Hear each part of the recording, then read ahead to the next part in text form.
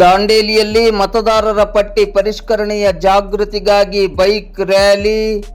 ದಾಂಡೇಲಿ ತಾಲೂಕು ಪಂಚಾಯತ್ ಆಶ್ರಯದಡಿ SVEEP SIR 2026 ಅಭಿಯಾನದ ಅಂಗವಾಗಿ ಮತದಾರರ ಪಟ್ಟಿ ಪರಿಷ್ಕರಣೆಯ ಕುರಿತು ಸಾರ್ವಜನಿಕರಲ್ಲಿ ಜಾಗೃತಿ ಮೂಡಿಸಲು ಹಮ್ಮಿಕೊಂಡಿರುವ ಬೈಕ್ ರ್ಯಾಲಿಗೆ ಇಂದು ಶುಕ್ರವಾರ ಬೆಳಿಗ್ಗೆ 10:30 ಗಂಟೆ ಸುಮಾರಿಗೆ ತಾಲೂಕು ಆಡಳಿತ ಸೌಧದ ಆವರಣದಲ್ಲಿ ಚಾಲನೆಯನ್ನು ನೀಡಲಾಯಿತು.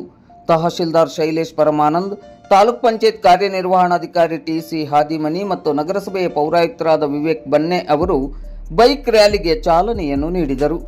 ತಾಲೂಕು ಆಡಳಿತ ಸೌಧದ ಆವರಣದಿಂದ ಆರಂಭಗೊಂಡ ಬೈಕ್ ರ್ಯಾಲಿಯು ನಗರದ ಚೆನ್ನಮ್ಮ ವೃತ್ತ, ಕೋಗಿಲಬನ ಮೃತ್ಯುಂಜಯ ಮಠ, ಬೈಲ್ಪಾರ್, ಹಳೆದಾಂಡೇಲಿ, ಪಟೇಲ್ ಸರ್ಕಲ್, ಜೆಎನ್ ರಸ್ತೆ ಮಾರ್ಗವಾಗಿ ನಗರಸಭೆಯ ಆವರಣಕ್ಕೆ ಬಂದು ಸಂಪನ್ನಗೊಂಡಿತು.